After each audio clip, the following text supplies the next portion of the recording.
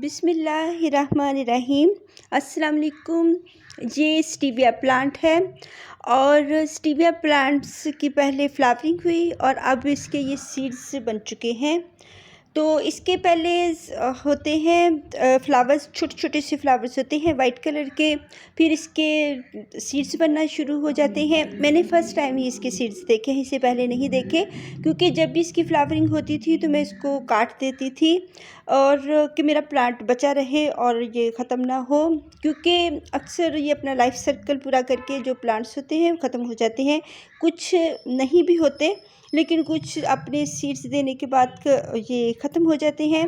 तो इसके ऐसे सीड्स होते हैं जैसे पॉप हो जाते हैं, जैसे बाल छोटे छोटे होते हैं इसके, छोटे छोटे से बाल टाइप उसका फ्लावर्स बनता है, उसमें 4 सीड्स होते हैं।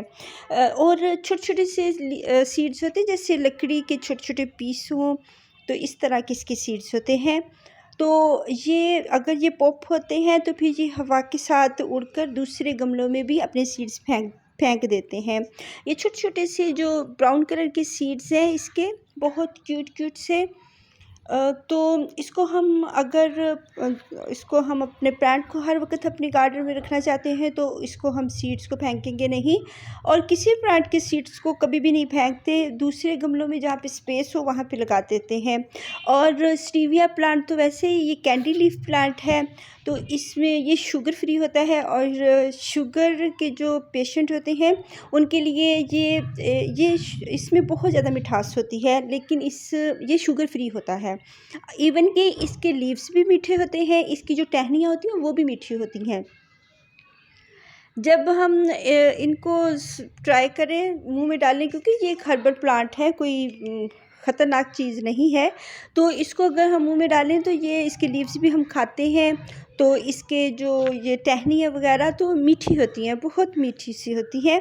हल्का सा माइनर सा थोड़ा सा इसका गला थोड़ा बाद में कड़वाहट में फ़ील होती है, इतनी नहीं होती, माइनर सी महसूस नहीं होता। लेकिन एलोवेरा को जब हम खाते हैं तो बहुत कड़वा सा फ़ील होता है। तो ये तो मीठा होता है और इसकी कैंडीज़ बनाते हैं, और जो चाय में अगर डाल लें और इसको हम इसके लीव्स भी चाय में डालते हैं तो फिर वो मीठी हो जाती है। इसके लीव्स भी हम ड्राई करके इसको अपने पास रख सकते हैं, स्टोर कर सकते हैं, क्योंकि 1 चम्मच इसका लीफ 1 किलो चीनी के बराबर होते हैं, क्योंकि वो बहुत ड्राई होते हैं। तो ज़ाहिर है काफ़ी ज़्यादा लीव्स होंगे तो 1 टीस्पून बनेगा ना ड्राई होके। तो ये इसके लीफ है। ये इसकी कटिंग ऐसे हम लगा सकते हैं जैसे हम उसकी पुदीने की कटिंग से लगाते हैं। तो इसके जो जितने भी इसमें गिर चुके हैं प्लांटर में, जो मदर ऑफ थाउजेंड के सीड्स वो अपने बेबीज़ गिरा देता है, तो इसको हमने सबको रिमूव कर देना है। इसको रिमूव करके तो ये मेरा वो लगा हुआ टीयर्स, स्ट्रिंग ऑफ टीयर्स का भी प्लांट इसमें लगा हुआ है, और जगह जगह पे मैंने ऐसे ही लगाए हुए हैं एक्सपेरिमेंट के तौर पे कि इनको कितने पानी की ज़रूरत होती है और कितनी खाद की ज़रूरत होती है। तो ये जो स्ट्रिंग्स होती हैं ये पुदीने वाली टाइप्स वाली मिट्टी में रह लेते हैं जितने भी होते हैं। जैसे इनकी सॉइल ड्राई होती है तो हम इनको वाटरिंग कर देते हैं, क्योंकि ये लोकल प्लांट है और पाकिस्तान में तो इसकी फार्मिंग भी की जाती है, और बल्कि पूरी दुनिया में ही इसकी फार्मिंग की जाती है स्टीविया प्लांट की। उसको इसके लीव्स ड्राई करके और हम अपने पास स्टोर कर सकते हैं। ये मदर ऑफ थाउजेंड है जिसने अपने बहुत सारे बेबीज़ बहुत सारे गमलों में फेंके हुए हैं। ये इसकी छोटे छोटे टाइनी टीनी से छोटे छोटे बेबीज़ हैं। स्टीविया प्लांट्स को हम स्टोर करके अपने पास इसके लीव्स ड्राई करके रख सकते हैं, और ये अगर हम किसी मीठे वगैरह में डालते हैं तो वो चीज़ मीठी हो जाती है। ये ना समझे कि वो कड़वी हो जाएगी, ऐसा नहीं होता, वो मीठी हो जाएगी और हम उसको इंजॉय कर सकते हैं बगैर शुगर के, और शुगर फ्री होते हैं। ये इसको कैंडी लीफ प्लांट भी कहते हैं और स्टीविया प्लांट भी कहते हैं। इसको बहुत ज़्यादा धूप से बचाना होता है। अब इसके हम जो सीड्स हैं या फ्लावर्स हैं वो सारे कुछ हम उसको काट कर तो इसको हम स्टोर कर सकते हैं, दूसरे प्लांट्स में फेंक सकते हैं प्लांटर्स में, और ये हमारे और नए प्लांट्स बन जाएंगे। इसको सबको हमने हार्वेस्ट कर लेना है, निकाल देना है, और इसकी कटिंग्स भी हम अब भी लगा सकते हैं। नवंबर का मंथ है तो इसकी हम कटिंग्स अब लगा सकते हैं। तो जुलाई में भी लगा सकते हैं, अगस्त, सितंबर, अक्टूबर। और जब तक बहुत ज़्यादा गर्मी होगी और बहुत ज़्यादा सर्दी में इसकी कटिंग्स बिल्कुल भी नहीं चलेंगी।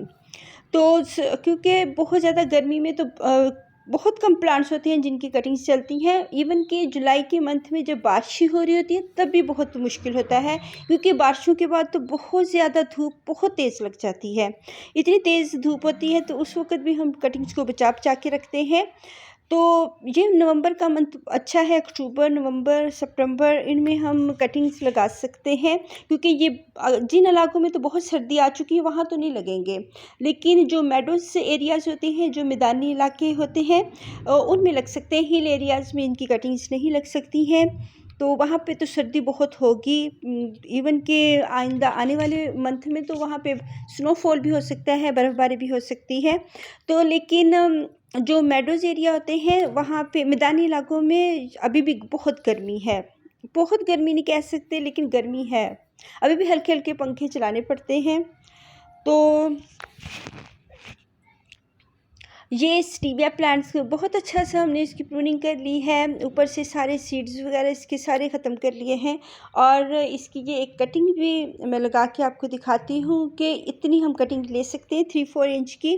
तो इसको हम नीचे वाले जो लीव्स होते हैं उसको हम उतार के तो इसको हम लगा लेते हैं, और इसके जो होते हैं मिट्टी को इसके साथ सॉइल को अटैच करते हैं ताकि ये इधर उधर ना हिले जो हमारी कटिंग होती है। दूसरे प्लांट को हम अच्छी तरह से इसकी गोडी करेंगे। इसको अब खाद की ज़रूरत है, क्योंकि इसने अपना एक लाइफ साइकिल एक तरह का पूरा कर लिया है। ये हम इसके मैंने छोटे से एक समझे कि एक बेबीज़ रह गए हैं प्लांट के।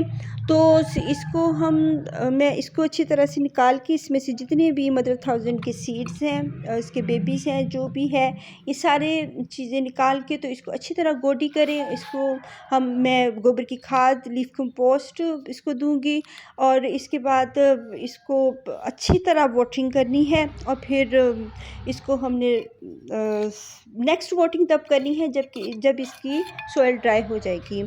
तो इसको हमने बहुत ज़्यादा धूप से बचाना है, बहुत ज़्यादा धूप में नहीं रखते हैं स्टीविया प्लांट को। तो इसको हर वक्त हमने अपने गार्डन में रखना है ताकि हम इस हर्बल प्लांट को, मेडिसिनल प्लांट को अपने इस्तेमाल में लाते रहें। ये बहुत अच्छी फ़ायदे की चीज़ है। किसी प्लांट, जो भी प्लांट्स हमारे गार्डन में आता है उसको हम उसकी कटिंग्स लगा लगा के उसको ज़्यादा करना चाहिए, ना कि उसको हम ख़त्म कर दें। चाहे जितना भी इनकी लाइफ साइकिल पूरा हो भी जाए, इसकी हम कटिंग से इसको ज़्यादा करते रहते हैं। इसको गोबर की खाद मैंने दी है और अच्छी तरह वाटरिंग कर दी है।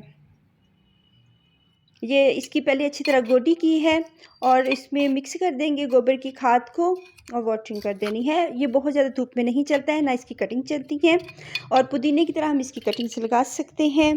और ये हर वक्त हमारे गार्डन में रहता है। बहुत अच्छा सा stevia plant, candy leaf plant.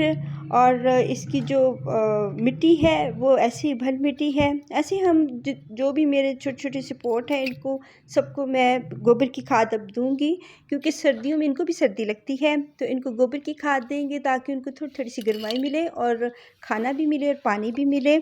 बहुत ज़्यादा गर्मी में हम कोई खाद नहीं देते। अल्लाह हाफिज़।